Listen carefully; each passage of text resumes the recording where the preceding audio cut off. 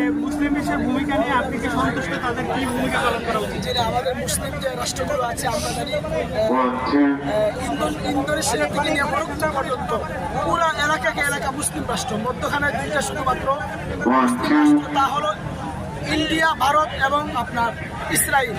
যদি আমাদের আশপাশ মুসলিম রাষ্ট্রগুলো ইসরায়েলের চাপ দিত তাহলে কখনো ইসরায়েল মুসলমানদের উপর আক্রমণ করতে পারত না।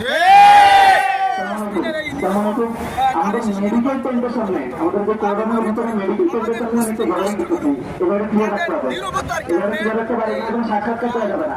আমি সাহিত্যকে অনুরোধ করতেছি, আমাদের সাহিত্যকে অনুরোধ করে হাফিজাউল্লাহ, আপনারা এখানে কেউ কোনো সাক্ষাৎকার দেবেন না। আমাদের এখানে যারা নিজের যারা আছেন ক্যামেরা নিয়ে আপনারা দয়া করে আপনাদের যে স্থান চলে যান, এটা রিকোয়েস্ট।